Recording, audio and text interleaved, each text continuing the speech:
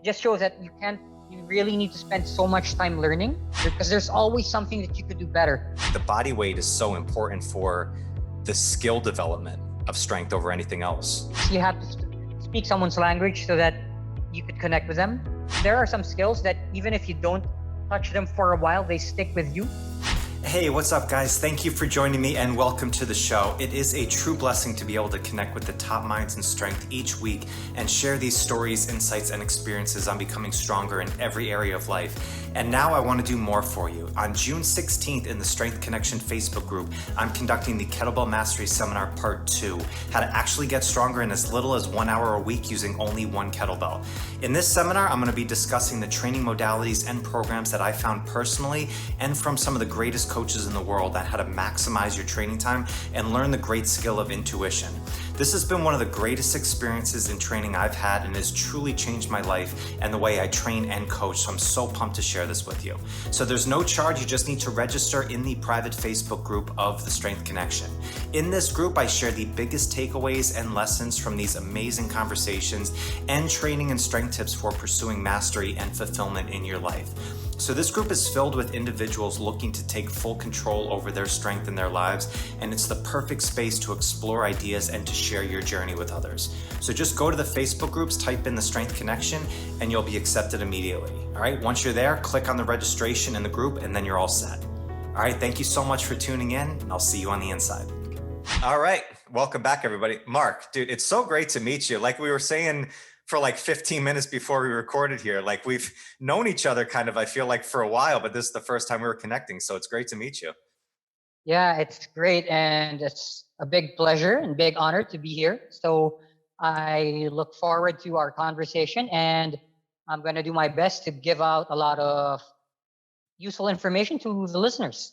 Yeah, well, and we'll have a great time doing it too. It's like I said, you were in this world since like almost 10 years now of RKC back in 2012 over from the Philippines. And I think we first started kind of chatting over the Book of Faces from our mutual love for clean and jerk programs. I think we were both doing a clean and jerk program a while ago and just started going back and forth of tagging each other. And I was like, yeah, this guy gets it. Yeah, I believe that was 3-4 years ago. And man, every time I look back at that time, it's still amazing how much volume I put up overhead. I know, right? Yeah, it's amazing. There's so many different fun protocols going on there, but we were just chatting a bit about a million different stories of our time coming up in this community and stuff. So I'm really excited to just learn a bit more about you. I know you're an elite instructor with StrongFirst out from the Philippines, have gone through a lot of different modalities of training, but to kind of kick this off, would like to hear a little bit about your origin story. How did you get into this world of strength and conditioning and coaching? Okay, cool. So I was always the skinny kid growing up, but as I jokingly say, I was a jock trapped in a geek's body. So I would often dabble and experiment with different ways on how to get stronger.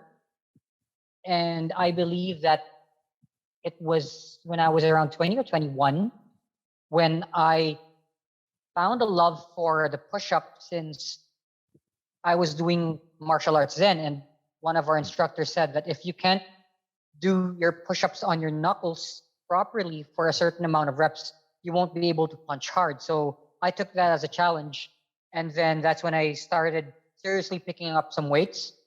And little did I know that I would get bitten by the bug. So I fast forward a few more years, I found this gym, which was really awesome at that time, because when you step in, there were like 7 or 8 power racks. So it kind of looked like a high school gym, which was well sponsored, well funded. And I signed up for a month. Now I got to meet the head coach, who was also the director of the corporation that owned it. And he was telling me a lot about what they're planning and what he sees in the future. He mentioned on the side that they were opening an internship. And I said, I got some free time. If you would be open to having me, I'd be happy to help you guys out. So I got in, and the short version of the long version, as our friend Brett Jones would say, was that I was taken into the internship program. A year later, I was asked if I wanted to help out because they were going to be opening their second branch. And that's how I got started coaching. And then fast forward a few years later, that's when I discovered the kettlebell. Now, do you want me to get into how I discovered the kettlebell too? Sure. What was the bug of like, what did you feel? Was it something you felt internally, just like, wow, now I start to feel stronger after not feeling that before? But what was it about strength training that initially kind of hit you? Oh yeah, that thing. When you know that you can move a certain amount of weight and you feel that it didn't really make you feel like you're going to break, and you know that you're victorious, so to speak. And how I got into the kettlebell, because I was dabbling into combat sports to be specific. So after a certain season wherein a lot of us were doing competitions, I was looking for ways, because I was also acting as one, like our default strength and conditioning guy. And I was looking for a tool that we could add to our arsenal. And I dusted up an old copy of Enter the Kettlebell. I can't recall who owned it.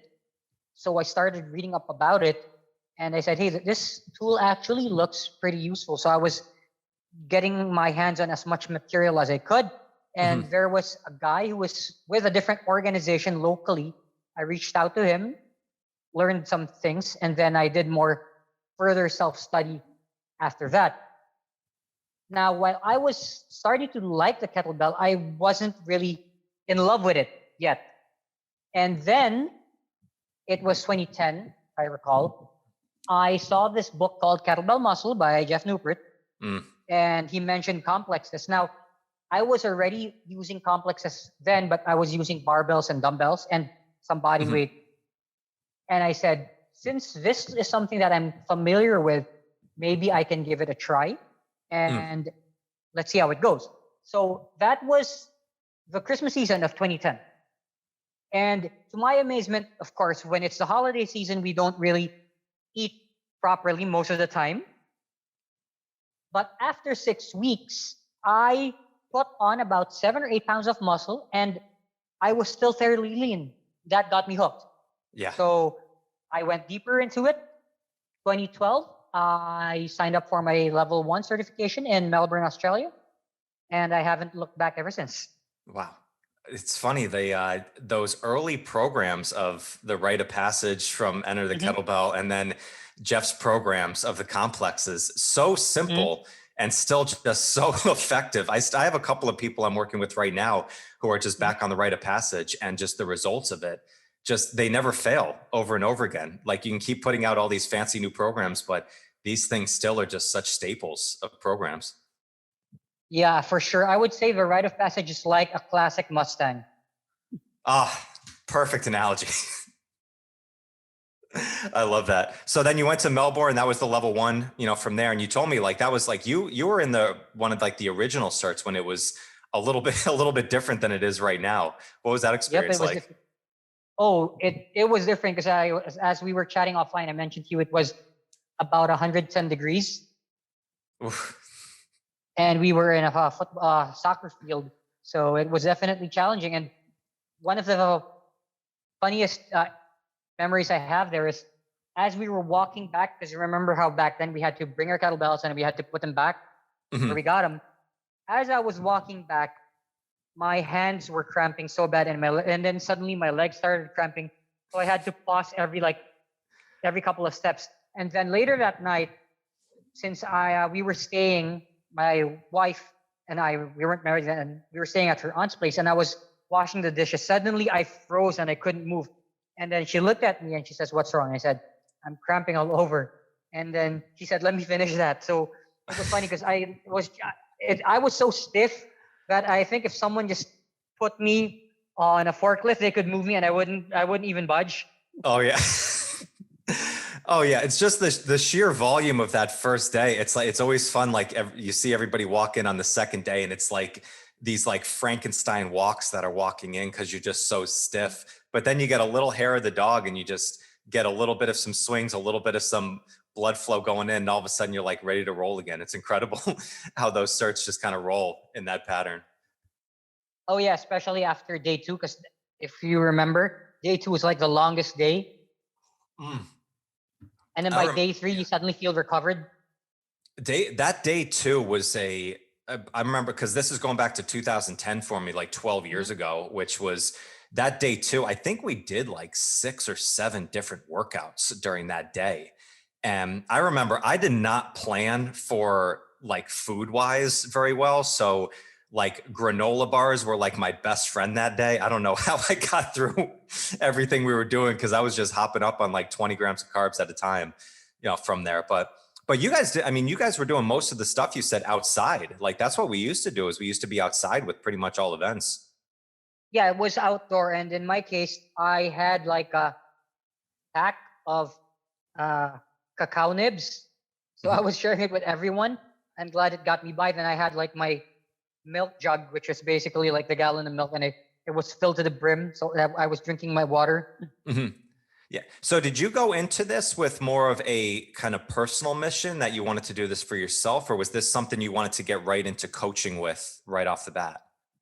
Good question. Since I was already doing some personal training, and on a side note, also in 2012, I got accepted as the strength and conditioning coach of the Philippine boxing team. So I was just getting my feet wet, coaching national level and Olympic level athletes, while I was also preparing at the same time for my level 1. So it was a mix of it being a challenge and also to widen my toolbox. Gotcha. What was it like bringing these styles of training into boxing? Like, did you find, was it a benefit of using this style of training for boxing? For contact sports, yes, definitely. One thing I noticed, even with, I would say recreational people, I had a training partner then that I was practicing some of my kettlebell teaching on him, and his punching power went up like 20% according to one of our coaches. So that alone says something. Wow. It's interesting, because I did just a small bout for a while of boxing training, and I loved it. I absolutely did. But the impact of hitting a heavy bag and then hitting the mitts and then sparring, like overhead strength-based work, all of a sudden takes a little bit of a jolt, from it. So I realized like some of the impact of I thought the ballistics of kettlebell training matched so well with boxing. It seemed like some of the strength stuff was a little bit different. I probably wasn't doing it right, from there. But did you see, did you have to like change kind of the strength components at all, like with combat sports of doing kettlebell training? I was mixing it up. So I was originally just making them do some goblet squats, some swings, some partial get-ups, the arm bar for their T-spine mobility. And I was also teaching them how to corkscrew the hands, engage your glutes, the basic stuff. Okay, gotcha. So then after you did level 1, did you go right in and start working with the other certification? Did you go to level 2 and like body? Because I know you're an elite instructor now, so you've gone through all the different modalities that StrongFirst has to offer. What was like the next venture afterwards? So after level 1, I did my level 2 in 2014, since I did level 1 in 2012.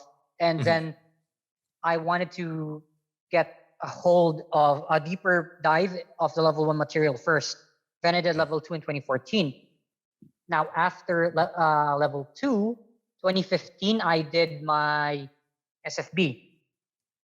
And then 2016, I had to recert. And then, because remember back then, it was harder because you couldn't do a unified recert. So 2016, I had to recert my SFG2.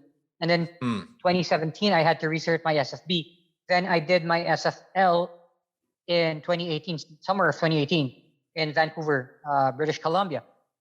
And then that fall, I got invited to assist at a level 1 in Seoul. And I was lucky back then, since they were slowly transitioning to the unified recert. So the lead instructor for that event was John Ingham. So he allowed me to recert my level 2 and my SFB. Gotcha. Yeah. So since I already had all the certs, I think that's when they already transitioned those with active certs, all 4 certs, to the elite status. And then the following year, 2019, was when I got to recertify my elite certification. So I did that in Sydney, Australia with Sean Cairns in November. And then the month after, I flew to Taiwan to help at the first SFB there. And I recerted my elite twice in a row. Gotcha. Okay. Yeah, were you in the time in level 2 when they used to, was it a 3-day event rather than a 2-day event when you went through? Because I did that too. And this was my thought on it, that I thought that was such a great thing, because all of the first day of level 2 was level 1 recapping. And so it was almost like you went through the entire level 1 again in that first day.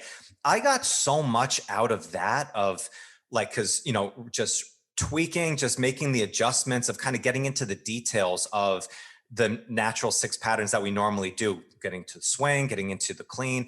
And that just helps so much, getting into like the double push press and the clean and jerk and stuff. And I know they went to a 2-day event. I know there's probably some business reasons behind that, but that third day of just all that recap of that first day was so impactful to me. And I wish they did more of that and went back to something like that. It was awesome because I remember how the swing portion was so insightful for me, because it worked a lot on the timing aspect, which is usually one of the most areas when we're teaching someone new kettlebells that they run into trouble with, is the timing. And when we were being taught all the drills and whatnot, I was so blown away. Like, I already knew a lot from a level 1, but then it was like a good oil change, and gives you a deeper dive into it. So you actually see how you can teach it better as well. And then you also polish some of the things from your other level 1 skills. And I remember even the get up, which it's probably my favorite level 1 movement. I felt that my get up got so much better after that 3-day weekend. And that was, So, and then I remember, I think it was 2015 or 2016 when they shifted it to a 2-day event. But yeah, the 3-day event level 2 was definitely a good experience for me. Yeah, I remember, because I did my level 2 in 14. A couple years later, I assisted Brett at a level 2, and that was when they went to the 2-day event. And it was great. I mean, everybody got everything out of it, and it was a great group of people. But I remember the same thing as you, Mark. Like, I tweaked and found so many little changes that I could make in my swing work, getting that timing down. The same thing, like I had a little glitch in my clean, and we worked on that. I was working with Prentice on that. So that's one of the things I'd love to get your take on this. I know a lot of people, they have gone through some of these certifications, like boom, one after another, like boom, boom, boom, boom. I separated them out so much from like a couple years, in each one. And I felt personally for me that helped me so much, of being able to dive into the one that I just finished versus going right from like a level 1 right to a level 2. Or I knew a coach who went from a StrongFirst level 1 right to an FRC, right to like a Kinstritch. Like, it's so much information of so deep, and you have the title next to your name. That's awesome. But the actual details of understanding it and being able to apply it, a lot of that just takes time and experience. So I'd be curious about you, like what you would think about that. I always follow the mantra that it would be good that you actually spent much time trying to fully digest the material. Yes. And I believe that we have that saying in StrongFirst, an inch wide, mile deep. So I could share with you one personal experience that I had is when I did my SFB, it was like drinking from a fire hose, because you know how they teach all these tension techniques at the 2-day event. And then I kept practicing those. Now, when I assisted at the Taipei SFB, and then I was going through the material again, it was like I was seeing that there were still some areas that I still could learn something. So it just shows that you really need to spend so much time learning. Yes. But then you also have to spend a lot of time aside from unlearning, and you need to polish things, since there are always more efficient ways of teaching and applying a technique and a principle. Yeah. I agree. It's like you can get so deep into the details of it. Like I said, like you can, a lot of times, especially with coaching people, I think especially with just a few different movements, you can get them 80% there within a week or two, of just getting it done. The other 20% might take a lifetime just to work on and complete. But I always, maybe it was my own ignorance, but it was every 2 years that you had to recertify. I thought that like, all right, that just meant like, all right, you're going to the next one there. Like, I didn't even think of like going to something kind of in between those times. And personally for me, like it found like, okay, cool. I really dove deep into level 1 for a couple years and then went into level 2. And I think it's just an important thing as coaches, not just in StrongFirst, whatever you do, like whatever you learn or you get in, like take a deep dive and really practice it and ingrain it in your body so you understand it, and then go and learn the next thing afterwards. And I think that just is a good principle of coaching, you know, just to work with. Oh yeah. So I was telling a student before that I said, I have done this move countless times, but even up to now, I'm still finding ways that I could do them better. So if you feel that you already know it, I say, try to take it apart and then see how you can make it better. Because there's always something that you could do better. Let's use, let's say the get up, for example, from the alignment where you place your hand, how you sweep the leg through, how you stand up, how you grip the handle. There are always some small details that you could always improve on. Mm-hmm. Yeah. And sometimes it's the details that you forget about and then just somebody reminds you of it. Like I just did my research of in the dome, and in my one arm, one leg push-up, like I did it fine. But just, I remember, I think it was either Annalisa or Brett. They're just like, look at your same side hand when you go down. And I was like, oh shit. Yeah. That's the optics right there. That just added a little bit more. I remember learning that before, but it's just re-getting it in and just reapplying it. So it's like always these little details that we find of getting in. That's why I think it's like spend some time in each modality for a period of time before you just go on to the next one. Yeah, for sure. So in my case, when I assisted Sean Cairns at the level 2, when he was teaching the tension techniques, he explained the concept of dominanta. So for our listeners, the concept of dominanta is you apply the tension needed to get the rep done, but the main focus is to make the reps, to make the lift.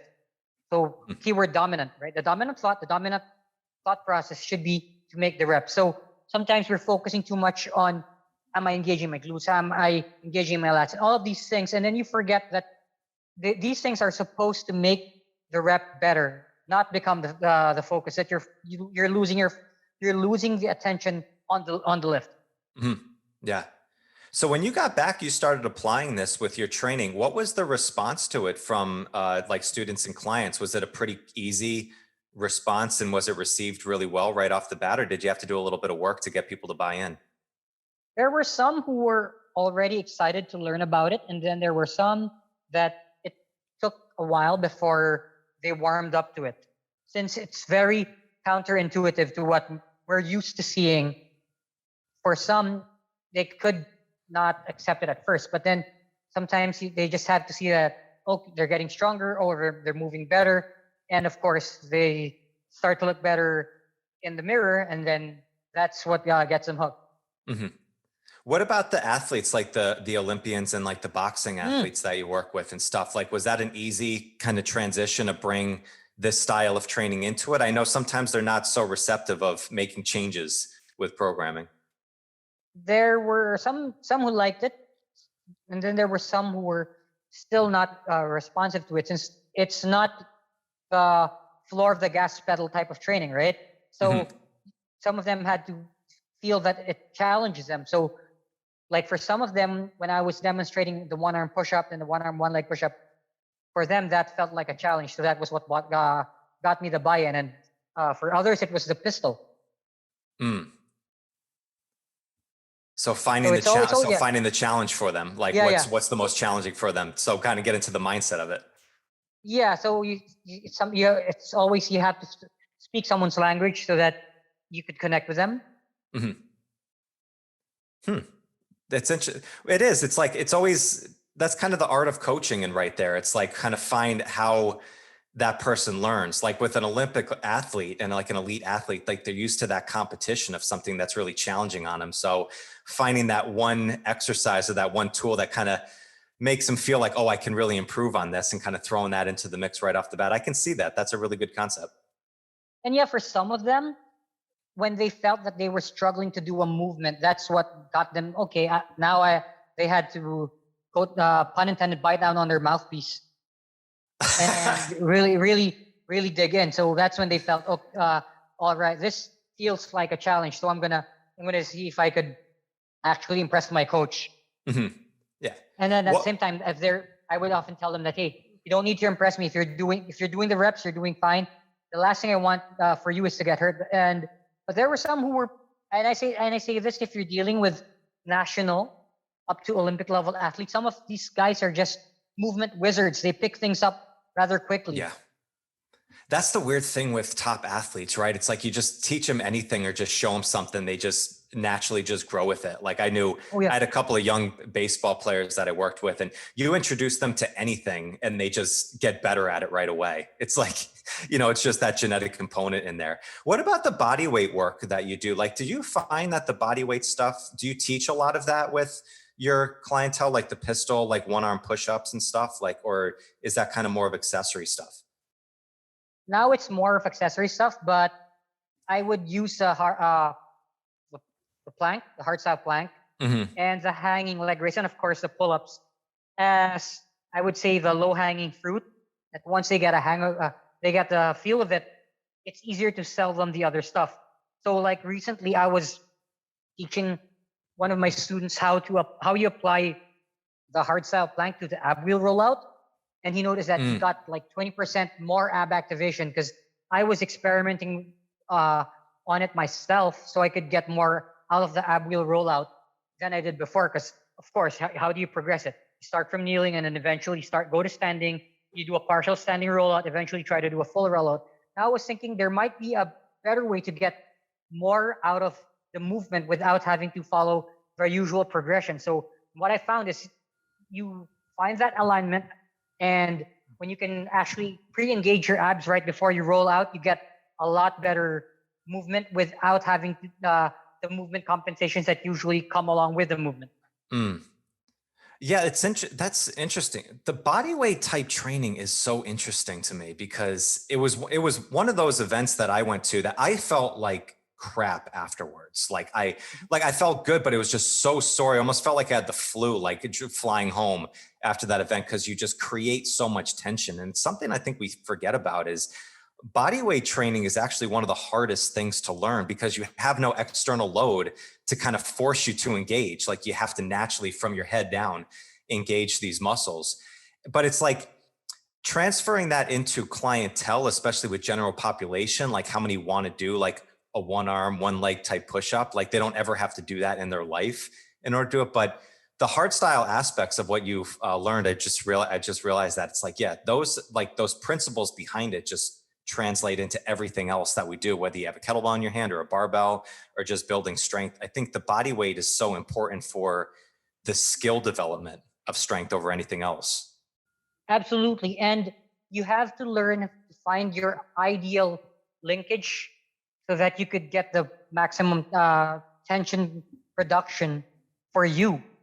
Because the way I am designed, the way my structure works, it may not work for you, for example. So you're going to have to make some minor adjustments on your case, and then you'll be able to get the maximum tension production. So that's what I would often teach everyone who I'm coaching is make some adjustments. Let's see, I'll give you what's standard, quote unquote, and then let's see how much tension you can produce. And then let's tweak it a bit and then see if you get more or less. And then we'll take note of that and then adjust from there. So like nowadays, since gyms have been opening up and I have been doing a hybrid format, so I teach at a gym roughly once to twice a week. So I get to touch a barbell once a week.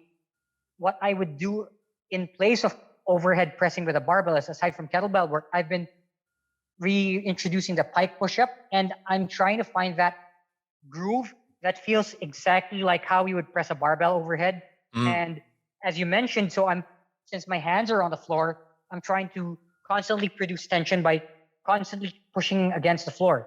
And I found that groove for me that works really well because I could feel it exactly like how I would overhead press a barbell. And it's cool because that means I don't really have to worry too much that I don't get to touch a barbell as often as I would like. But at least I know that the strength is there. So I'd like to test eventually my handstand push-ups again and see if it's still there.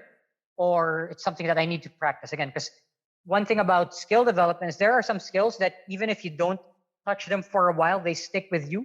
And then there are some that they kind of slip away. And then once you practice them again, they come right back. Yeah. Which ones do you think are the ones that stick with you so easily, kind of like the riding a bike ones? I would say for me, the deadlift, because I remember when we were on lockdown, I did not touch a barbell for I think 5 or 6 months.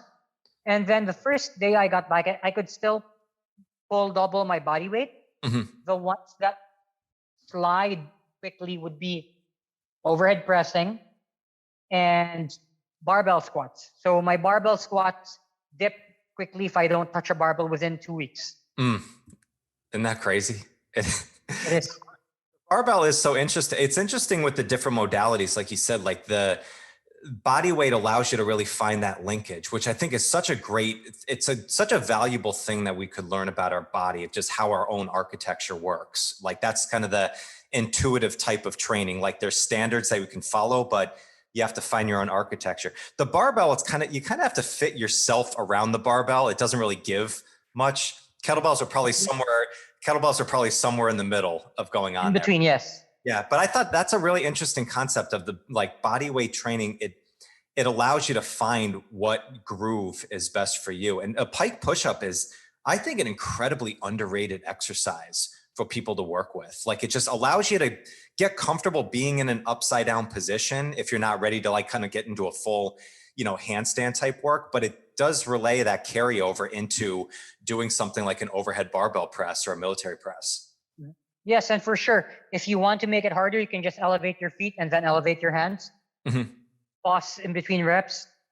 As a friend said, once you understand the principles, they are at your disposal. That's a beautiful line right there. Yeah. So yeah, for everyone out there, it's just you have to find exactly what works for you. As you were saying, training intuition is a skill that takes a while to develop. So if you don't have that good communication with your body, sometimes it's good that you start out with like writing out what feels good for you and what doesn't, and then use that as your guide, and then gently challenge yourself as you go along. Some people they just naturally have this ability to communicate with their body, so they're already highly intuitive. They could just write programs on the fly. I believe Brett does that with his iron cardio. So he's really in tune with his body. So if you're not at that level, that's fine. Just make your own flow chart, your own map. And eventually, after a few years of training under your belt, you'll definitely have an idea what works for you and what doesn't. Yeah. The intuitive training, I've talked to Brett a lot about iron cardio work and his book, and I hope it's out soon for everybody to do because he's phenomenal. But the intuitive type of training is interesting because it doesn't have to be, I don't think, one versus the other. I think that's kind of the misconception of it. You need to actually have like a set structured plan and just follow it to a T no matter what, or it needs to be completely free thinking with no borders of anything. It's like, I think it really, like most things, it lies in the middle somewhere, where have a structure of like iron cardio's, clean, press, squat, snatch. There's a bunch of different variations you can do with that. And I know how Brett works that is like, oh, I'm feeling really good today. Oh, I'm going to go into a traveling twos, or I'm going to do ladders because squats feel really good right now. And then from talking with Tim Almond a bit about his hardstyle method and the joy of training is, the best way to get into intuitive training is you have to drop your ego down, like play with a bell that is not ultimately very heavy for you, kind of get that feel, like that joyous type feel to it. And I think if you find that, then not only do you get stronger, but it's actually a really just fun way to train. Like you just feel good the rest of the day. Yeah, for sure. Our friend Grant Anderson has this term he likes using called chopping wood. So yeah, it's something that you could do on a frequent basis and it wouldn't burn you out. I use a similar term. I call it dropping dimes in a piggy bank. Okay.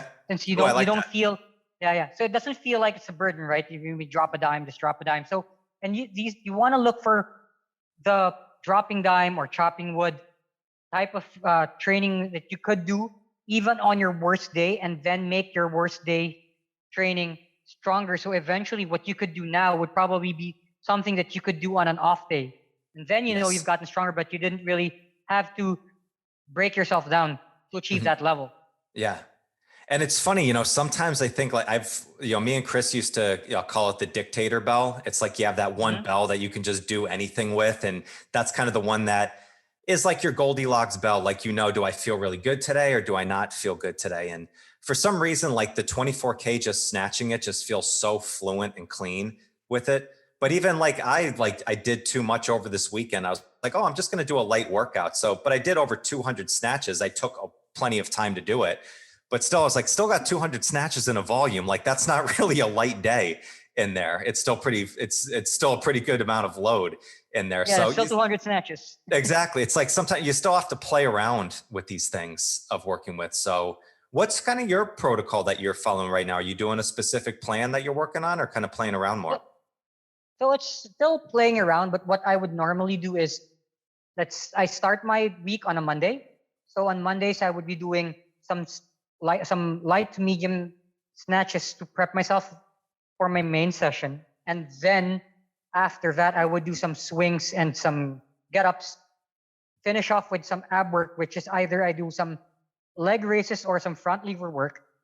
And then this is Mondays and Wednesdays. Tuesdays and Thursdays, I would warm up with some bent pressing and windmills. And then I would do some single bell complexes or iron cardio, or I would do some double bell overhead work, and then finish off with some ab wheel rollouts. And then for Fridays, that's when I teach in person, I would do some barbell work on Fridays. Gotcha. And then I would rest on Saturdays. Sundays, I would do a light version of what I do on Tuesdays and Thursdays. So right now I am doing a pseudo peaking approach because I am gonna have to research soon.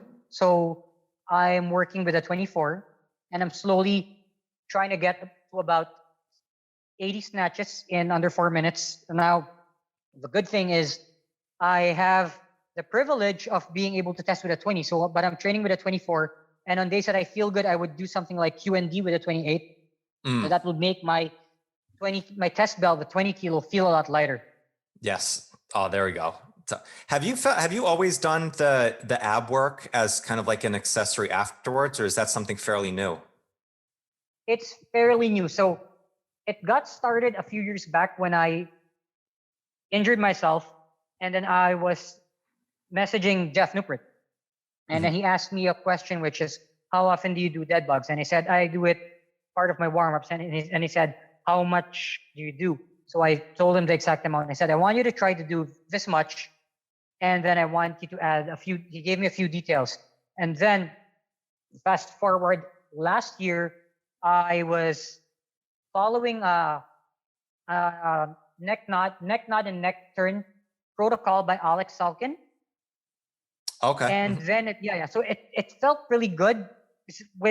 For those who aren't familiar, if you are on your back and then you tuck your chin, you could actually engage your abs. So my abs felt a lot stronger. So I started exploring other movements. So whenever I'm at the gym, since I have a very good sturdy bench and a pole, I would be doing dragon flags. And I started doing dragon flags after I felt my abs getting stronger. And then I explored the ab wheel, because an ab wheel is dirt cheap. You could buy it at the thrift store over there in the US for about $5, correct? Yep. And if you're lucky, you could find one for you can find one at the dollar store. Heavy duty one for like $9.99. It's like exactly. $10. Yeah.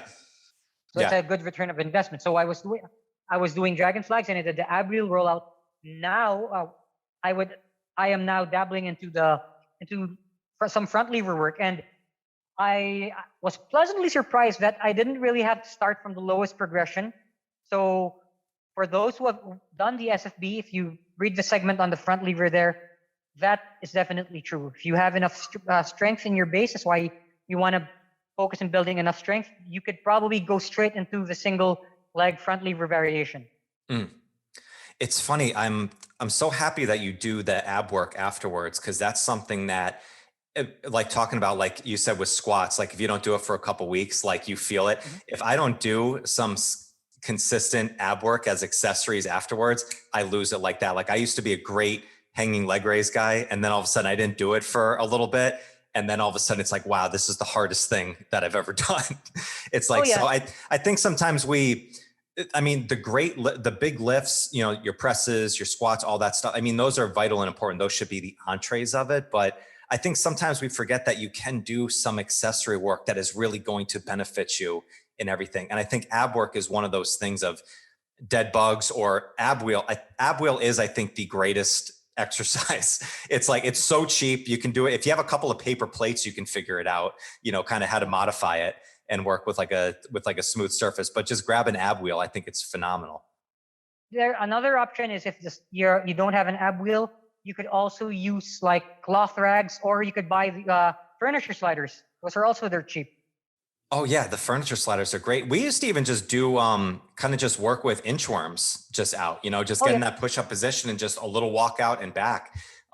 Those things are just phenomenal. Anything too, it's funny, like I think a lot of people, especially strength coaches, have like mocked some people who do ab workouts because you see maybe they're doing like bicycles and crunches. It's like, yeah, I think there's a better use of your time to do, but like hanging leg raises or ab wheels or dead bugs, something that's really driving that interior core of going on, like that is going to impact you in your deadlift and in your strength to work with. No doubt, especially if you could do post ab wheel rollouts. Now those are really challenging and they have a significant carryover. So I have a training partner at the gym where I teach, and we would originally just bump into each other, exchange pleasantries, and then one day I saw him doing the ab wheel rollout, and then I saw him pausing at the extended phase, and then I said, "Those are awesome." And he says, "Yeah, my coach wrote them in, and I feel the benefit." And then we started chatting, and that's how we ended up becoming training partners. Oh, that's awesome. Oh, very cool. So you got a recert again soon. Are you assisting somewhere? Or are you going to be a student again? I am very fortunate that I am going to be assisting in India and Chennai. I'm going to be assisting Sean Cairns. So it's always a pleasure whenever I get to learn from Sean again, since that guy is a well of knowledge. I said I got a chance to meet him for the first time in Chicago. One of the nicest men I've ever met, but he looks like a bear. Like he is a big dude. You forget, you don't see how big some of these people are in there. He is one strong guy. One strong guy, one wise guy. Hella funny. Oh, that's great. In India. Oh, I didn't even know they were doing certs in India. Yeah, they have a community there. So it's going to be interesting because it's my first time to go to India. So, and it's also going to be my first time to interact with the community there. So it's going to be a new experience for me. Oh, nice. Awesome. Good. Okay. So are you following kind of just like a research-based program right now, or are you kind of just working on a little bit of everything? We're working on a little bit of everything, but making sure that the requirements and the standards are going to be checked off the boxes. Nice. Oh, that's awesome, man. Good. So, well, dude, I mean, it's been awesome connecting with you. I know it's been a long time coming. I feel like we needed to have this conversation because I've followed you for a long time, seeing everything that you're doing in the Philippines, especially in this world. So I'm so happy to meet somebody really across the other side of the world who's, you know, got such great programs going on, great coaching. So it's been awesome. Yeah, it's great to connect with you too. And I remember the first time we were talking online back then about the clean and jerk program. I don't think I got back to you, but I was doing that because I wanted to get the standard for the clean and jerk from Return of the Kettlebell, which is 10% of your body weight for reps. So that back then I was around 148 to 150. So I would need 15 reps. So my all-time best for the clean and jerk with double 32s was 10 reps. And when you think about it, double 32s, those are a pair of 70 pounders. So they're basically my body weight. Yeah. Oof. That's brutal right there. It's crazy. The clean and jerk is one of those movements that I think is, I won't say it's underrated because GS has built a whole sport around the clean and jerk from there, but it is like my favorite movement to work with. Like there is nothing that feels more athletic than doing a clean and jerk based program. I love complexes. I have to say this, but I agree with Owen Chow that the one thing that's fun about the clean and jerk is that it allows you to move heavier weight. That's it. It's just fun to move heavier weight from there. Complex. I've talked to Geoff a couple different times, and I've simultaneously praised him for everything he's doing and cursed him out at the same time of doing those complexes, because he put out kettlebell muscle, which was awesome, but then he goes to throw out even more kettlebell muscle, which has like 30 different programs in there that are just, and I was right in the middle of the Wolf program, which is pretty much all legs, which is just, oh God, I still just want to throw up just thinking about that program. But yeah, complexes are, I mean, bang for your buck, just time wise on it. I don't think there's much better that you can do. Oh yeah. So my wife loves complexes since she's an IT professional by trade. And with her setup, since she's also working from home, when it's the afternoon over here, she has like a 30 to 45 minute window. She'd be jumping right in and doing her kettlebell work. Oh, that's awesome. And and she loves double bell work. Now, one of the funniest stories I could share when she was training is there was this one program, double bell program. I think it was from Hector, Gutierrez Jr. I have to check. So it was a heavy day, and when she was done, she opened the door of her workspace, and then she said, "Is this the hardest day of the whole plan?" And I said, "I believe so." "Okay, good, because if you make me do anything harder than this, you're gonna pay." Oh, it is. It's like, it takes like probably like 15 minutes to actually go through like the whole thing, but it's freaking brutal as can be from there. So now I'm feeling like I might got to get into that again. So finish up this press work and then go. Yeah, I'm gonna have to look up. I'm gonna look up some of the plans that I got from Hector before, since I know it's Plan Strong based. I know you did Plan Strong, so you probably understand it way more than I do. But I think the total is like 150 something number of lifts. Yeah, the NLs on some of those is just ridiculous of how you get into and all the math of it. It's like, yeah, okay, that sounds good. But so you have an idea. So that's why she was so upset after, to put it lightly. Oh, that's great. So, well, Mark, if people want to follow you, check out more of the work, like what's the best place that we can send the listeners? I am all over social media. So Facebook, just type in my name, and then Instagram, the letters M and L. So that's Mama and Lima, Geoff Strong. Also same handle for Twitter. Beautiful. And yeah, so my email is geoffstrong@gmail.com. I mean, I'd be happy to connect with people all over the world. So, I mean, I'm here in the Philippines. You're in upstate New York. I have students in Asia. I also have students in North America. So, I mean, meeting different people from all walks of life all around the globe, and you're all united because you are seeking to be better versions of yourself and you love strength. It's just an awesome thing. That's perfectly said, man. I love it. So, dude, so great to meet you. I'm so happy that we did this and got on. I'll have to have you back at some point. We'll keep jamming after you get back from India. And oh, sure. I appreciate your time, man. So listeners, thank you so much for connecting. I'll catch you on the next one. Bye. Thank you so much for joining me today. I hope you found some great value here. And if you like this episode, please drop a comment and leave us a 5-star rating and review. It does more to build the show than you can imagine. And do not forget to check out and join the Strength Connection Facebook group. In this group, I share the biggest takeaways and lessons from these amazing conversations, as well as training and strength tips for pursuing mastery and fulfillment in life. This group is filled with individuals looking to take full control over their strength, and it's the perfect space to explore new ideas and to share your journey. And you'll also get exclusive access to these Strength Connection Mastery Seminars. It's a deep dive into the physical, mental, and spiritual training that you can begin using immediately. So do not wait, go now. Seriously, go. All right, much love to you. Thank you so much, and I'll catch you on the next one.